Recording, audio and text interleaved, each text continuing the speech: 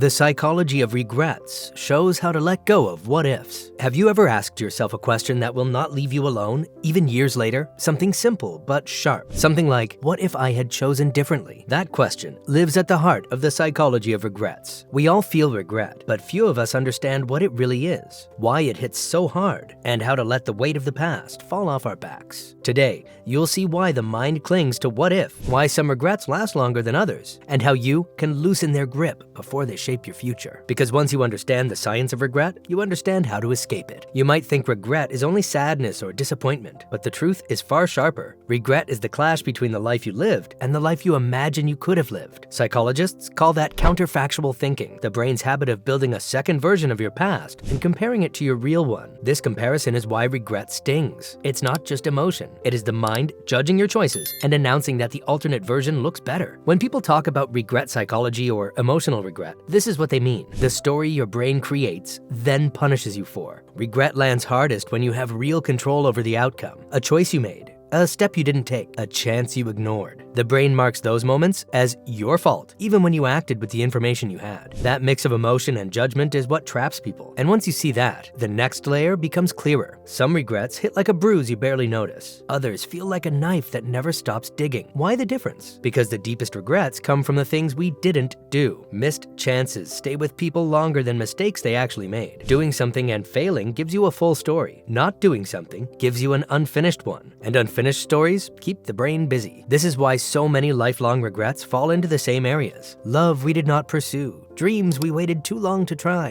paths we were scared to follow. These are not small losses. They touch identity, hope, and meaning. They matter. And the more something matters, the more the mind replays it. But here's the part most people don't see until much later. Regret is not just emotional pain. It reshapes your mind and rewires your body from the inside out. When regret turns into rumination, it drains you. You keep replaying the same scene, the same choice, the same moment. The loop raises stress levels, increases anxiety, and makes the world feel heavier than it is. People think they are reflecting, but they are reliving. Your brain treats the memory like a living threat. Your body responds with tension, tight breath, and a quiet sense of defeat that sits on your chest. If you notice you are tired even on calm days, that may be why. The mind is carrying a weight that the present moment did not create. And the danger is simple. Regret steals energy from the life you're trying to build right now. But here is the turn most people do not expect. Regret is not only damage. In the right conditions, it becomes direction. Some regrets push people to change, to grow, to try again with more courage. That is the useful side of the psychology of regret. It shows that regret can sharpen your values and teach you what truly matters. Regret can help you see the gap between the life you want and the life you are living. It can help you correct your course. It can help you be honest about what you want, maybe for the first time. But none of that happens when regret is heavy, loud, and painful. It only happens when regret is processed, not avoided. And that processing starts with a shift that is easier than it sounds. First, acknowledge it.